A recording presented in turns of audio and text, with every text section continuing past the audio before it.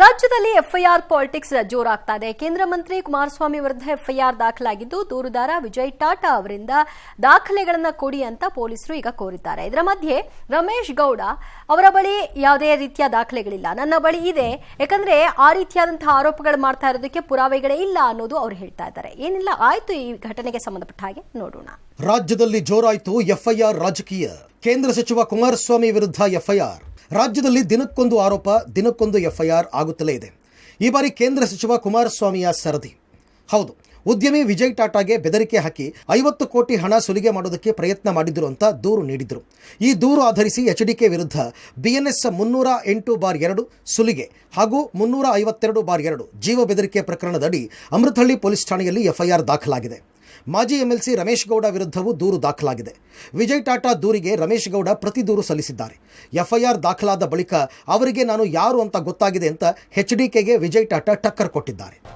ನಾವು ಕುಮಾರಸ್ವಾಮಿ ಅವರ ಮೇಲೆ, ಅವರು ಮಾಜಿ MLC ರಮೇಶ್ ಗೌಡರ ಮೇಲೆ ಕಂಪ್ಲೇಂಟ್ ಕೊಟ್ಟಿದ್ದೀವಿ. ರಮೇಶ್ ಗೌಡ ನಮ್ಮ ಮನೆಗೆ ಬಂದಿದ್ದಾರೆ, ಫೋನ್ ಮಾಡಿ ಕೊಟ್ಟವರು. ಅದರಲ್ಲಿ ನಮ್ಮ ಕುಮಾರಸ್ವಾಮಿ ಅವರು ಮಾತಾಡಿದರು. ಈ ಥರ ಅವರು ನಿಖಿಲ್ ನಿಂತ್ಕೊಳ್ತಾ ಇದ್ದಾರೆ, ಚನ್ನಪಟ್ಟಣದಲ್ಲಿ ಟಿಕೆಟ್ ಕನ್ಫರ್ಮ್ ಆಗಿದೆ, ಈಗ 50 ಕೋಟಿ ಅರೇಂಜ್ ಮಾಡಿಕೊಡಿ ಅಂತ ಹೇಳಿದ್ದಾರೆ. ಕುಮಾರಸ್ವಾಮಿ ಅವ್ರಿಗೆ ಹೇಳಿದೆ 50 ಕೋಟಿ ಆಗೋದಿಲ್ಲ, ಈಗ ಅದು ಇಂಪಾಸಿಬಲ್ ಅಂತ ಹೇಳಿದೆ. ಅವ್ರು ಸ್ವಲ್ಪ ಕೋಪ ಮಾಡ್ಕೊಂಡ್ರು. ನನಗೆ ಯಾವುದೇ ಕಾರಣಕ್ಕೆ 50 ಕೋಟಿ ಬೆಳಿಬೇಕು, ಅರ್ಧ ಮಾಡ್ಕೊಳ್ಳಿ, ಇಲ್ಲಾಂದ್ರೆ ನೀವು ಬೆಂಗಳೂರು ಕಷ್ಟ ಆಗುತ್ತೆ, ಪ್ರಾಜೆಕ್ಟ್ ಮಾಡಿ ಬಿಡುದಿಲ್ಲ, ಆ ಥರ ಎಲ್ಲ ಮಾತಾಡಿದರು.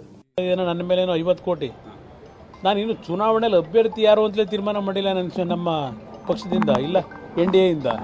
ಯಾವುದೂ ಆಗಲ್ಲ. ಈ ಷಡ್ಯಂತ್ರಗಳು ಕುಮಾರಸ್ವಾಮಿನ ಏನು ಮಾಡೋಕ್ಕಾಗಲ್ಲ. ಕೋರ್ಟ್ಗಳಲ್ಲಿ ನನಗೇನು ಸಂಬಂಧ? ಯಾರು ಅವನ ಬಗ್ಗೆ ನಾನೇ ಚರ್ಚೆ ಮಾಡಲಿ? ನನಗೆ ಸಂಬಂಧ ಇಲ್ಲದೆ ಇರೋನು ಯಾವ ಕೋರ್ಟ್ಗಳನ್ನ ಅವನದು ಯಾರು ಕೊಡಿಸೋವ್ರೆ, ಅದು ಏನು ಅನ್ನೋದಿಲ್ಲ. ಆಮೇಲೆ ಚರ್ಚೆ ಆಗಲಿ, FIR ಆಗಲಿ, ಬನ್ನಿ. ಯಾವ ಬೀದಿ ಲೋಕ ನಾಯಿ ನೀರುಗಳಿಗೆಲ್ಲ ಉತ್ತರ ಕೊಡೋಕ್ಕಾಗುತ್ತೆ? ನಾನು ಬನ್ನಿ. ರಾಜ್ಯ ರಾಜಕೀಯದಲ್ಲಿ ದಿನಕ್ಕೊಂದು ಆರೋಪ, ದಿನಕ್ಕೊಂದು FIR ದಾಖಲಾಗ್ತಾ ಇದೆ. ಈ ಬಾರಿ ಕೇಂದ್ರ ಸಚಿವ ಕುಮಾರಸ್ವಾಮಿ ಅವರ ಸರದಿ. ಉದ್ಯಮಿ ವಿಜಯ್ ಟಾಟಾ ಎಂಬುವರು ಈ ಬಾರಿ ಕುಮಾರಸ್ವಾಮಿ ಮತ್ತು ಈ ಮಾಜಿ MLC ರಮೇಶ್ ಗೌಡ ಎಂಬುವರ ಮೇಲೆ FIR ದಾಖಲು ಮಾಡಿರುವಂಥದ್ದು. ಅಂದರೆ ಜೀವ ಬೆದರಿಕೆ ಮತ್ತು ಸುಲಿಗೆ ಆರೋಪದಲ್ಲಿ ಅಮೃತಹಳ್ಳಿ ಪೊಲೀಸ್ ಠಾಣೆಯಲ್ಲಿ ಈಗಾಗಲೇ FIR ಕೂಡ ದಾಖಲು ಮಾಡಿದ್ದಾರೆ. ಅದಕ್ಕೆ ಪ್ರತಿದೂರಾಗಿ ರಮೇಶ್ ಗೌಡ ಕೂಡ ವಿಜಯ್ ಟಾಟಾ ಮೇಲೆ ಈಗ FIR ದಾಖಲು ಮಾಡಿದ್ದಾರೆ.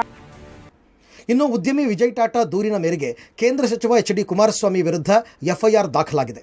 ನಿಷ್ಪಕ್ಷಪಾತ ತನಿಖೆ ನಡೆಸುವುದಾಗಿ ಪೊಲೀಸ್ ಕಮಿಷನರ್ ದಯಾನಂದ್ ಹೇಳಿದ್ದಾರೆ. ಪ್ರಕರಣ ದಾಖಲಾಗಿದೆ, ತನಿಖೆ ನಡೆಯುತ್ತೆ, ಪಾರದರ್ಶಕವಾಗಿ ನಿಷ್ಪಕ್ಷಪಾತವಾಗಿ ತನಿಖೆಯನ್ನು ಕೈಗೊಳ್ಳುತ್ತೆ.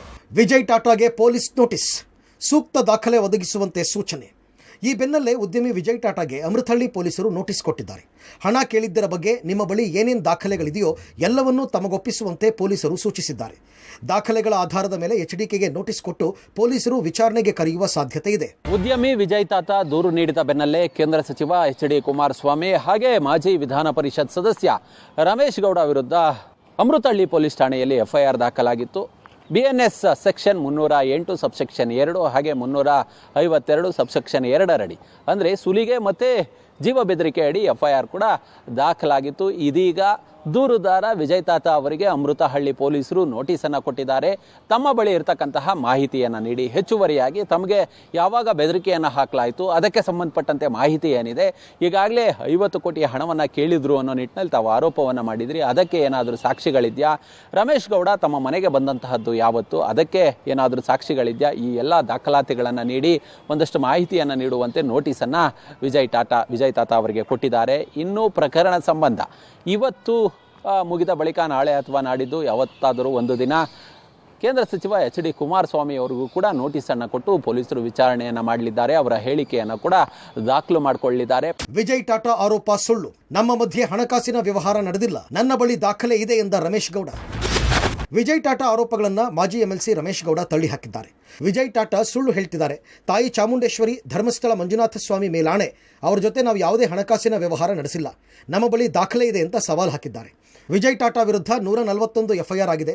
ಆತನೊಬ್ಬ ಫ್ರಾಡ್, ನಾನು ದೂರು ಕೊಟ್ಟಿದ್ದೇನೆ, ಯಾಕೆ FIR ಆಗಿಲ್ಲ? ನನ್ನ ದೂರಿನ ಮೇಲೆ ಕ್ರಮ ವಹಿಸದೇ ಇದ್ದರೆ ಗೃಹ ಸಚಿವರ ನಿವಾಸದ ಮುಂದೆ ಒಬ್ಬನೇ ಧರಣಿ ಕೂರುವುದಾಗಿ ರಮೇಶ್ ಗೌಡ ಎಚ್ಚರಿಕೆ ಕೊಟ್ಟಿದ್ದಾರೆ. ಯಾವನೊಬ್ಬ ಕೊಟ್ಟರೆ ಫ್ರಾಡು ಕೇಸ್ ರಿಜಿಸ್ಟರ್ ಮಾಡೋದ? ಇದನ್ನ ಯಾವನ ಕಾನೂನು ಸುವ್ಯವಸ್ಥೆ ಅಂತ ಕರೀತಾನೆ? ನಮ್ಮ ಕಾರ್ಯಕರ್ತರು, ನಮ್ಮ ಪಕ್ಷದ ಎಲ್ಲ ಜಿಲ್ಲಾ ಘಟಕಗಳಿಂದ ಒಂದೊಂದು 100 ಕಂಪ್ಲೇಂಟ್ ಕೊಡ್ತೀವಿ, ಮಾಡಿ FIR. ಸುಳ್ಳಾದ್ರೆ ಆಮೇಲೆ ಪಿರಿಪಟ್ ಹಾಕಿ ಯಾಕೆ FIR ಮಾಡಲ್ಲ?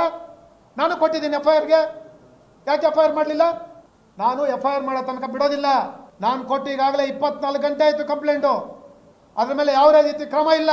ಗೃಹ ಸಚಿವರ ಮನೆ ಮುಂದೆ ಅಥವಾ ಅವರ ಕಚೇರಿಯಲ್ಲಿ ನಾನು ಒಬ್ಬನೇ ಧರಣಿ ಕೂರ್ತೀನಿ, ಬಿಡೋದಿಲ್ಲ.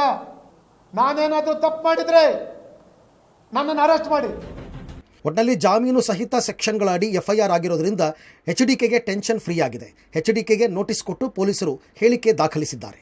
Bureau report, public TV.